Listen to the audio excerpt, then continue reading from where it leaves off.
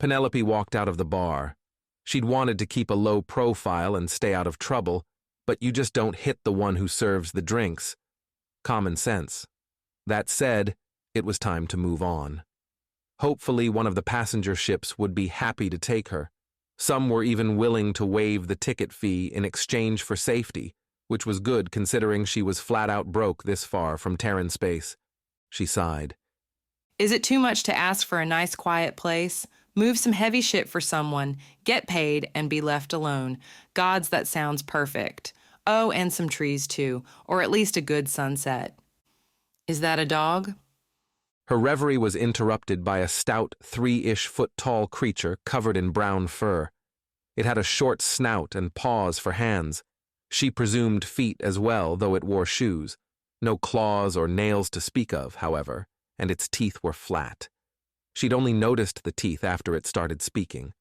Of course, we'd pay well, and we have quarters that could fit you comfortably. Captain. A second creature caught up to the talking dog, apparently their captain.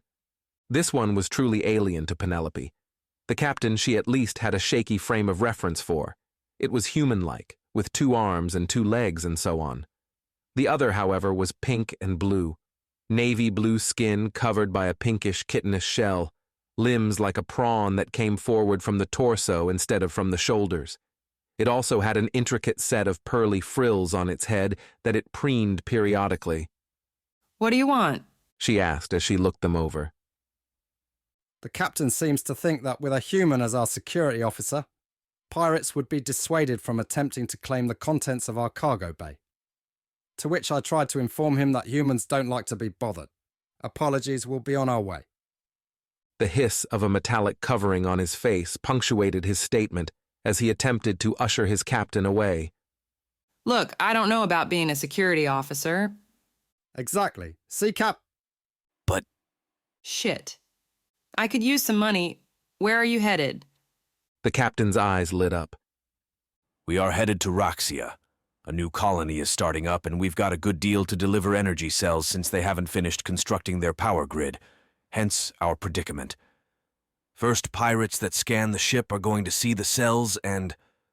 Come running. The human finished. Precisely. Bood, if we make it known that the ship boasts a human for security, you get a good bit of money for basically just existing, and we get to make it to Raxia without incident, making our own tidy profit too. Then we can start taking more and more profitable jobs, which means more money for all parties involved. I mentioned your own quarters as well. Captain Deag held out his paws. Penelope couldn't deny it. She didn't want to get attached to some freight crew, but it wasn't a bad deal. Raxia sounded perfect, though. A new colony meant a low population and plenty of simple labor. Raxia have plant life. Absolutely, a rare find, honestly. Natural forest and grassland. Breathable oxygen. Not sure. You're not wearing a breather here, so... Perhaps. I could deal with that.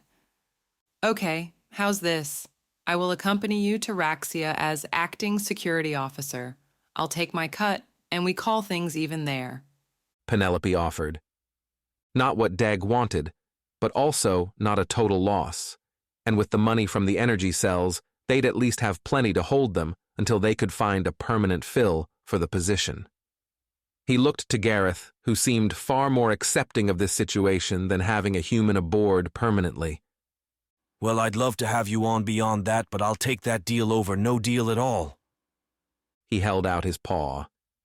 He didn't know much at all about humans, but Gareth had mentioned this custom in passing once. Apparently, he was doing it correctly, as the human extended her own paw and took his, making a vertical shaking motion. Humans truly were fascinating. Her paw boasted no fur and comprised 5 articulated limbs, making them capable of handling a wide variety of objects. Her grip strength was incredible, too. Letting go of the paw, Penelope motioned towards the quarters section of the station. I've got to collect a few things from my bunk, so I'll meet you in... Docking Bay 9, 4th ship from the entrance, and I'm Deag. Penelope, see you there. She made some kind of motion with her right hand, 2 fingers tapping her brow and then flicking outward. Then she turned and walked off. Well, you've done it, Captain. For good or ill, we have a human riding with us to Raxia. I'm just glad it seems as though that's where we'll part ways. Gareth said, once he thought the human was out of earshot. You really don't like them, do you? I thought it was just nerves at first, but why? Deag asked, genuinely taken aback.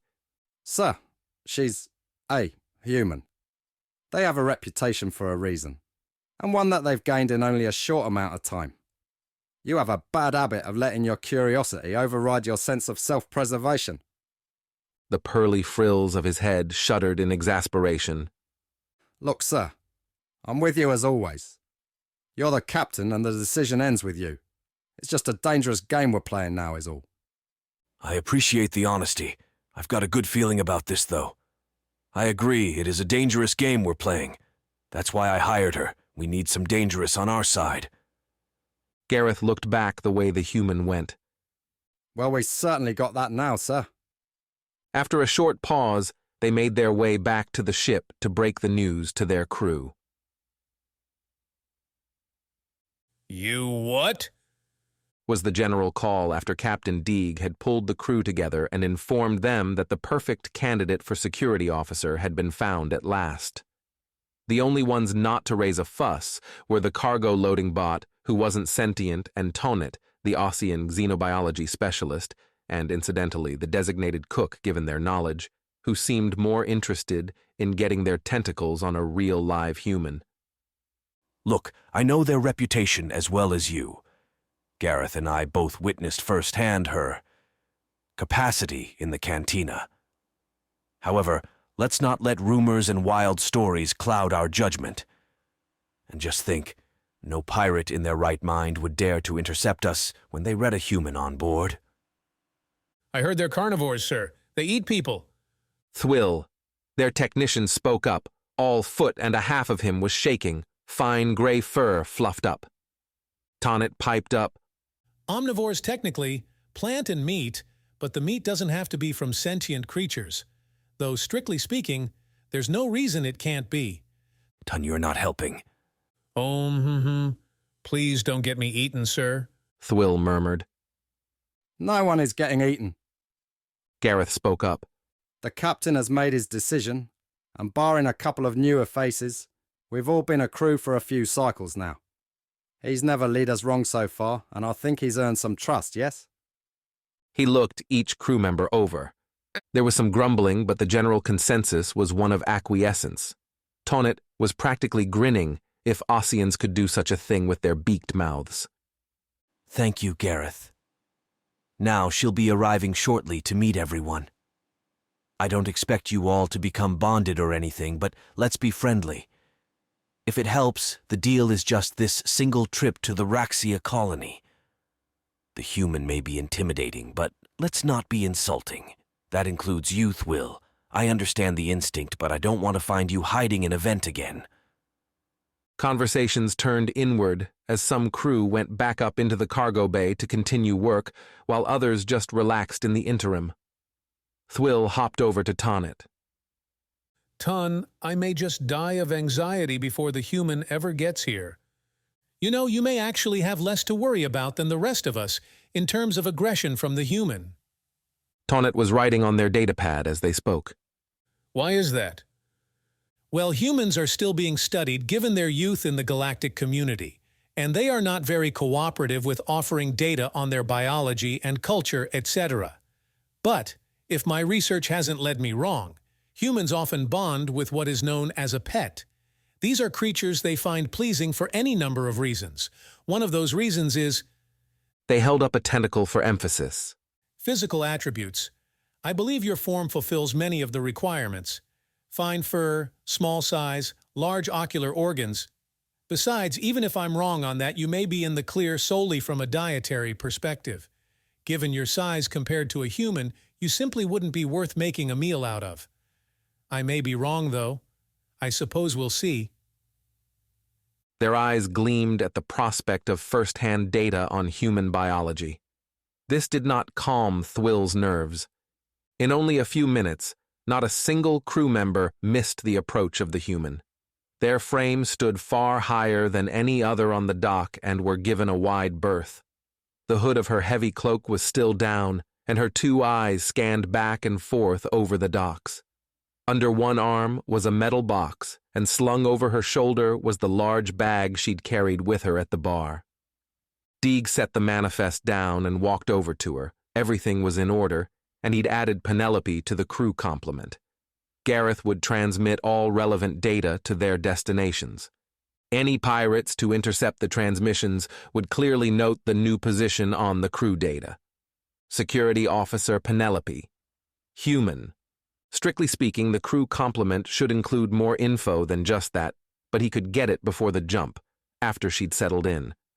We'll be underway soon here, but let me introduce you to the crew. His paw motioned to the open cargo bay of the freighter and the many eyes all trained on her.